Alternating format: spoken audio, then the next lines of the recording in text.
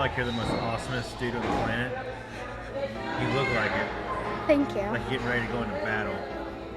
Yeah, I feel like that sometimes. Like you're gonna whoop some butt. I think that gymnastics, especially elite level gymnastics, is by far the hardest sport that there is.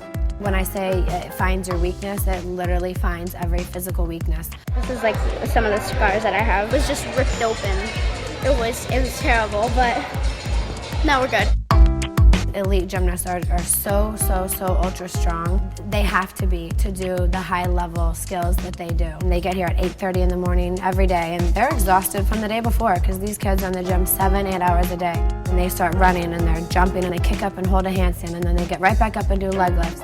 My job as a coach is to make them as strong as I can make them, as flexible as I can make them, and as resilient as I can make them. You know, some kids are naturally, they just can take more than the next kid. M-O-N-M-O-U-T-H. Gymnastics. Everybody says Monmouth, but it's not Monmouth, it's Monmouth. Us, Monmouth. Monmouth. With an I, if. Hey, who's here? Oh, it's Gymnastique. What are y'all doing here? Come in. This is my room. These are just from level 10 meets, and then the ones over there are from level 10 meets too. This one was from American Classic in Texas. You ever like, another trophy? Nope. No. Nope, never. Put your head back, and you stick a goldfish on the top of your forehead. Wiggle your face like this, kind of, to get it down to your mouth.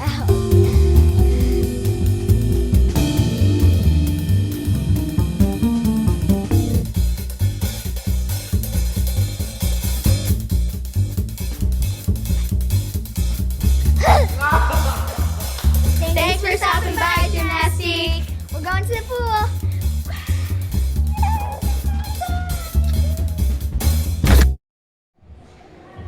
Round off first. No, I don't like it. You gotta hurry, you gotta hyper. Round off first, bounce, get upside down. Then you're gonna block and scoop. You feel how you had to pike down and separate your legs? No, patience. You don't need to go that hard. Nice, smooth, under and bounce. When I was a little kid, I was always like really crazy and I would bounce around the house and I was really energetic. So then my mom took me to rec classes and stuff, and then I went to Bruce's gym. He brought her over and he said, "Can you do a floor routine for her?" I looked at her, I said, "Sure." You know, I did her floor routine and I was like, I don't get what the big deal is about this kid. You know, her feet are bad and she has no flexibility and her shoulders are up in her ears. And he's like, "No, trust me, you know, this kid is good. Why don't you let her come work out with you?" Bruce thought that I'd be better off with Maggie because it's like a different program. There's homeschool. First thing I did is I just took her all the way back to the basics. I started stretching her a lot. We did a ton of handstands against the wall. Once I got her basics fixed, I started pushing her on skills. And I started a Yurchenko double full with her in May of this year. Now, as you can see, she got second place on vault at US Classic. So I think we're doing something right. If I think about the skills that Aries learned in the past year and a half, it's actually scary. And her head, I don't even think she can comprehend what she's capable of. People ask her, like, what's her goal? And I think for her, like, gymnastics is fun, and she thinks it's cool to be an elite. And I think that's as far as she really looks at it right now. At my first national team camp, Marta walked across the gym and she patted me on the head and said, "How old is she?" And then Maggie said that I wasn't old enough for the Olympics, and she didn't look that happy. She kind of was bummed out a little bit. But then she said that she might be good for after the Olympics to burst out. Ari, last one, okay? Nice and smooth, a good round off. Pick up your toes. Make it your last one so we can move on. Squeeze. Okay, all right, we're getting tired now. All right, you're done, it's fine. You're fine, you're getting tired. The reason I'm letting Ari move on and I said I would make Laurie go again is because it goes back to the thought that Laurie has 3 years and Ari has 7 years. So I gotta pick my battles with Ari. I can't beat her up now, she'll never survive the sport and be ready in the long term. So she's good on vault, she's confident on vault, she knows she can vault, I move on. Under and tight.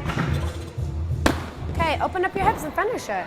Yikes. And I know Laurie looks like, well, she's only 6 months younger than me. How come she gets off the hook sometimes? Laurie's time is now and Aries is in 7 years. Show the control, show the control. Don't be in such a hurry to go to the lunge. Show it, freeze, hold, and then a nice finish. Don't spaz out and go to the lunge. Just hold and go. Do you feel it? Feels hyper?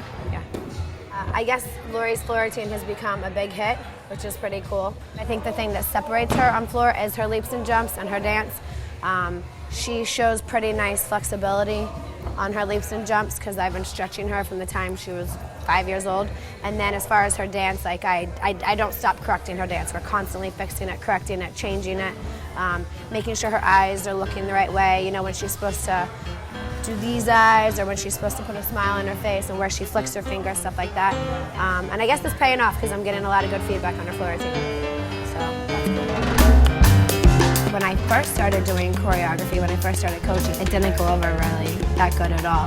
There was actually a judge. She came to me and said, "This is ridiculous. Your gymnasts look like they should be at a club or dancing on a pole."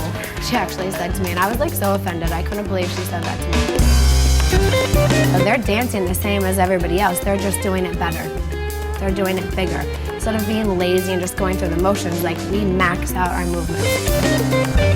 When she's on the floor, like I always explain to her, make it big. Your parents are so far away. Like when you're doing your floor routine, they can hardly see you. You know, so you can't do little motions or they won't see it. You have to make it huge. You have to make it big so your parents who are 50, 60, 70 feet away from you can see what you're doing. My routine this year is very sassy. When I'm performing a routine, I get very excited, and when I do my dance, I make sure I do it to the full extent.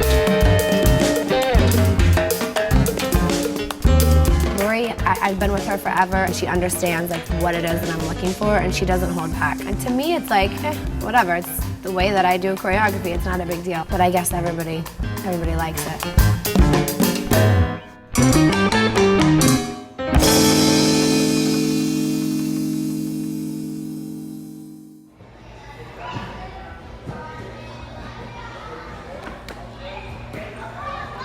Seconds.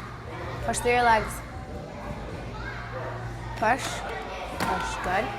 With nationals coming up, we're doing a bunch of 5 routines seconds. and pressure sets and just lots of things where we need to hit in a row. They did 30-second touch. That's all they get to warm up, 30 seconds, and then they're doing routine. They have to get ready, like at championships, the warm up is 30 seconds, and then you have a minute and a half. That minute and a half, they do a full beam routine. And that's the warm up, and then you go back at the end, right before you compete, you get a 30-second touch and you compete. That's it. So they had 30 seconds on the beam, and they're competing. And then after they compete their routine for me, then I'll go back and give them their assignment and let them know what they have to do. Well, we just got a rotation schedule for championships. What event we start on?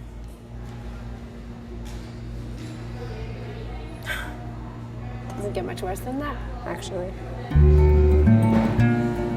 Stupid me, I keep my phone with me during practice, and I got an email about what event we have first at championships. Of course, every coach's nightmare. We have beam first. We have to be really ready because this is not fun.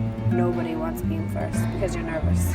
It's not a big deal because they will be calm. I'm sure they will be cool, and they'll hit beam and they'll get it out of the way. So they're just gonna have to be under control and control themselves. That really stinks.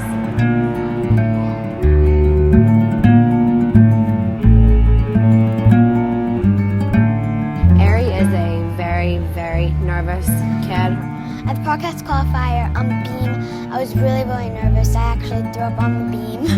And Cheryl Hamilton was judging, and she told me to go to the bathroom, clean off, get a drink, and then at the end she let me redo my beam routine. Going in today, I knew that I had to do a lot of routines, pressure situations, and I definitely did what I had to do. Had some bad things, but a lot of good things, and I definitely did a good job today. Somebody made the comment, oh, well, she's known as a two-event gymnast. And then Tammy Biggs, who does beam at camp, said she should not be a two-event gymnast. Ari is a beamer, she's a bar worker, she's not going to be a two-event gymnast, and she's not going to be.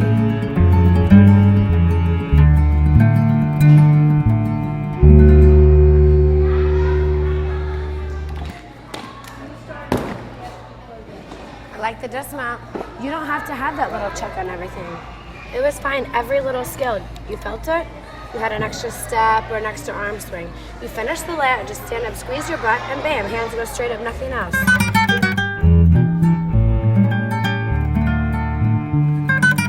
Laurie is gorgeous on beam. Laurie, I think, can compete with anybody on beam if she believes it. She she feels really nice, really good about the new beam routine. We made 2 changes in it, and I think that she feels really good about it. If she could keep showing me that that's the routine that she's gonna do and she's gonna hit and do it big, I would be okay with it. Maggie was a bit quiet today, so I knew that I was doing my skills the right way. I pretty much just stuck everything. At this time of year, I feel that my kids are ready. They've done the numbers and they've done the repetition and they have the base and they have the foundation. Today, my goal for Laurie was just to build more confidence. All right, and you were way short on your time, 1:23. You like that routine, huh? Yeah, we'll see. Okay. It started maybe a little bit like after classics this year. My coach told me how when she was in college, she would take some chalk and she would sprinkle it at the end of the beam. And before her flight or whatever she did, she would look at it and think, okay, that's my chalk, that means this is my beam. So when she would do it, she always hit beam every time. So that gave me the idea to write MB and just remind myself, okay, MB, my beam. All right, guys, very good today. Beam, beautiful, very good. See you tomorrow. Thank you. Bye. Gymnastics is a really important part of my life. It's a great sport. It helps me through not only gymnastics, but things in life that other sports can't really help with.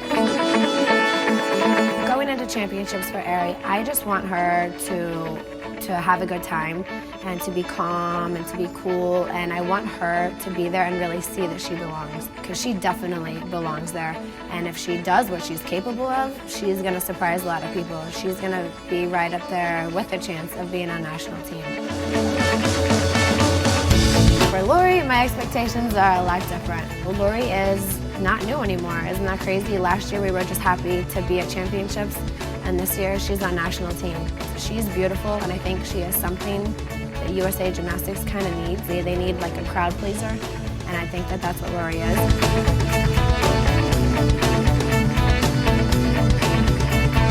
I feel going into championships, I think that they're ready.